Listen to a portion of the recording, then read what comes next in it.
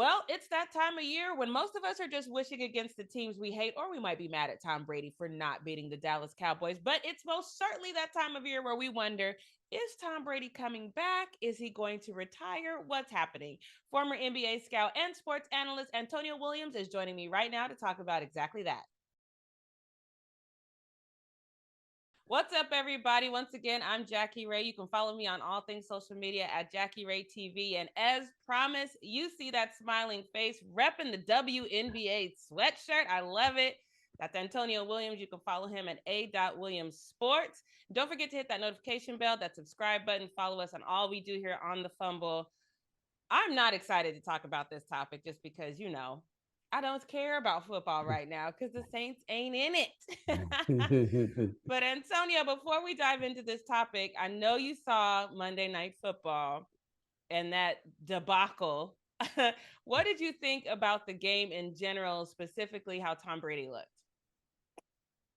Well, when you look at this Bucs team, there is just no margin for error for them. They have to be perfect if they want to win. And I think we're beyond the days where Tom Brady can just show up and carry a team. I think, yes, he has great decision making. Yes, he can still throw the ball, but I think you really have to surround him with talent. And if he's going to move on, he's got to be very strategic about where he moves on if he plays next year. Okay, but what about Dallas's kicker?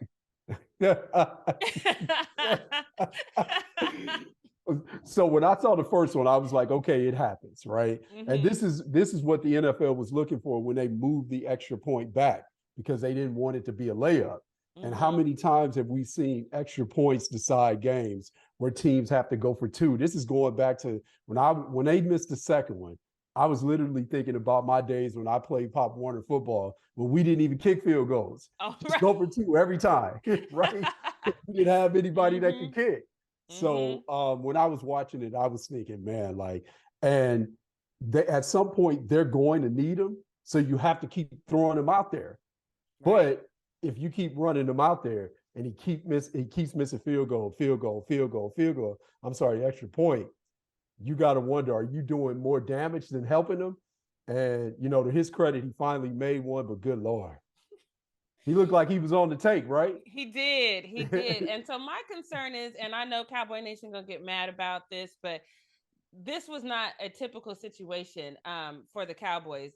Tampa Bay looks absolutely terrible, start to finish in that game. And the reality of it is Dallas can and should be used to them needing to send that kicker out there for either the field goal or the extra point to win the game. Right.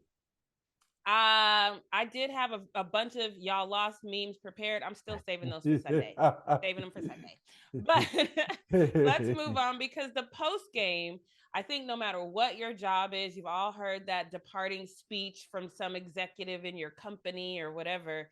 This Tom Brady's speech very much sounded to me like a peace out. I just don't know if it's a peace out to Tampa Bay or a peace out to the NFL. So take a listen to his post-game speech. We're very grateful for everyone's support, and hopefully, I love this organization. It's a great place to be, and thank you everybody for welcoming me, all you regulars, and just very grateful for the respect, and I hope I gave the same thing back to you guys. So thank you very much. Okay, Antonio. So thoughts? Is he retiring? Is he leaving Tampa? What's happening here?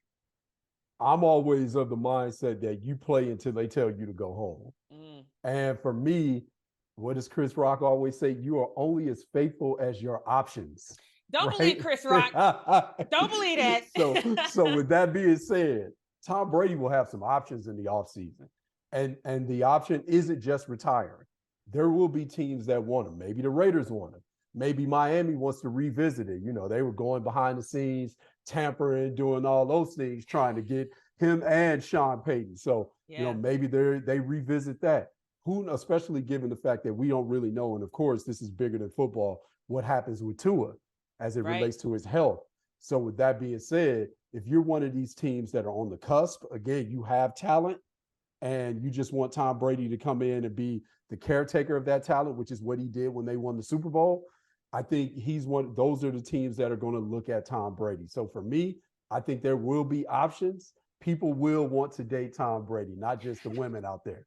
Right, and he got a new boo apparently. So Booed up. booed up. That was quick, Yeah. but you know when your wife leaves you for the what Pilates instructor, something.